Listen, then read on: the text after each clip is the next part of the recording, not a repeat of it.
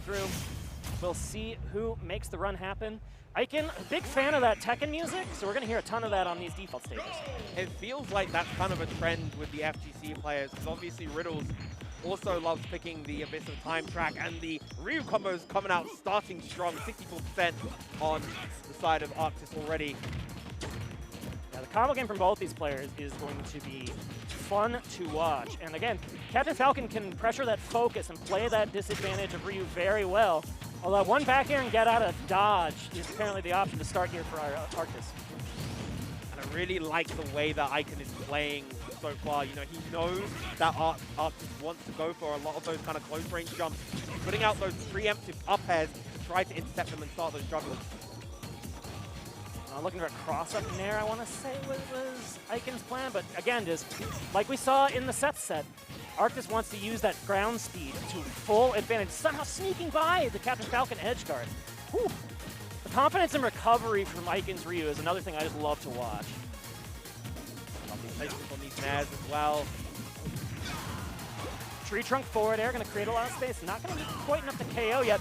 Wow, that worked. That up smash was not a punish, but he tried, I believe, to jump after that up smash, and then ended up getting caught in those early jump frames.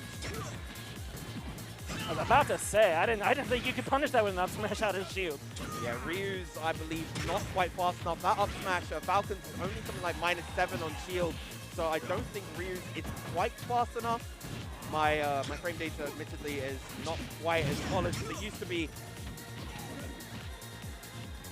It's fast, and it's safe. Yeah. That's all. That's the most important thing about the frame data. And now just hanging out is Ikan. Rare to see someone live this long versus Captain Falcon, but yeah, the damage is adding up. Yeah, you know, Arctice is probably in the end going to look for something like an up B just against an overextension. All that back air, enough to finally catch the jump. Arctice keeping this real close and competitive. Oh, you wanted a shield break setup right there, but Arctice jumping away. And even would have caught a roll. That's why he turned it around as soon as he saw the shield wasn't there. Oh, but here we go. Take me for a ride. 70% with that red fireball. That was buffed in one of the last patches and is now a menace of a projectile. Yeah, just the speed disparity between the held and tapped versions of the Shakumetsu Hadouken are just so good for Ryu in terms of being able to apply his pressure with that projectile in different ways. And now on the any one touch should be enough to kill Arctice here, but what's his answer back? Well, he gets the up tilt for his trouble. Ooh, he tried to go for a good tech chase with that up tilt, but unfortunately just a little bit off on the timing.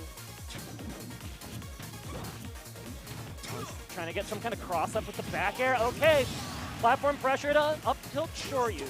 Yeah, love that confirm on the first hit of the up air. Crumple with the focus. Get Shoryu, I believe he probably wanted Tatsu right there to get that follow-up.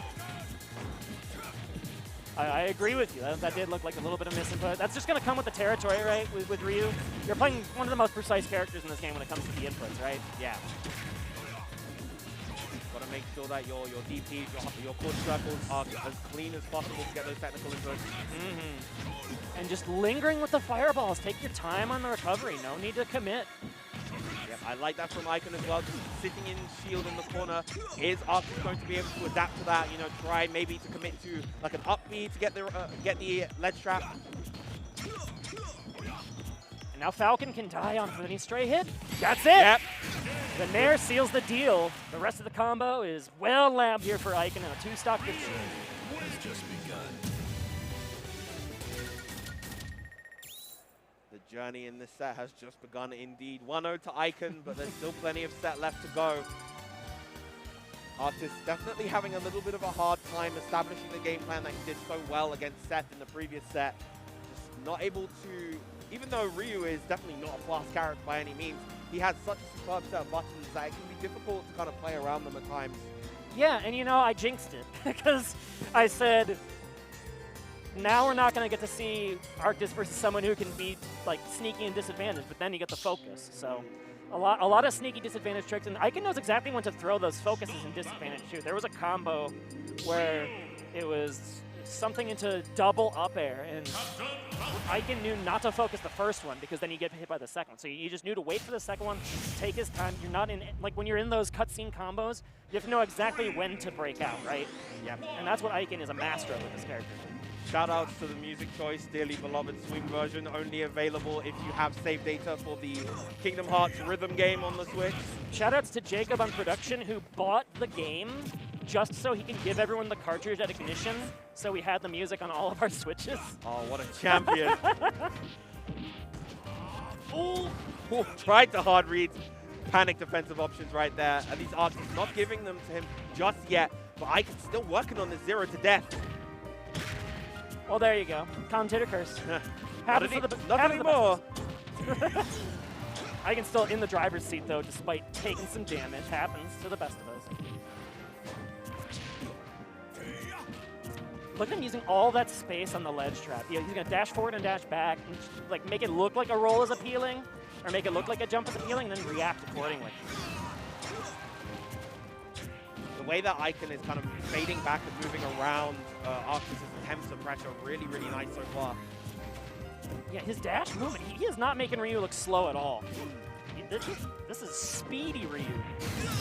Lovely back air just to close out the stock. Very kind of reserved overall gameplay, but very, very well thought out coming out from Ikan. Red Fireball is so good at starting things up. What? What? Hello? Okay, a weird cross-up interaction right there, triggering the Raptor boost, but not actually connecting. Yeah, like I guess the armor is still active on like the back of his leg behind Captain Falcon.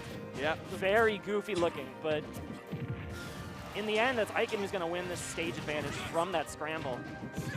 And the second stock, just like the first. Yep. Clinical right there. Another thing that Ikan is doing really, really well is that he's using a lot of this rising there to just kind of occupy that airspace that Arctice wants to start putting himself into. That was another example right there. A little bit off on the spacing, but the idea is there. And now just full control of the stage. It looked goofy because the range on it's so very short, and Captain Falcon's fast enough to just kind of like drift away if he knows it's coming. Oh, close to that down air. Really, really needs to get the KO right there. And there he is. Good stuff to Arctice, keeping himself alive in this game. Yeah, but the bleeding continues. Look at that. He went from 96 to 111 on just one red fireball. And okay, I thought that could have been the whiff to end the game, but instead, just a little bit late.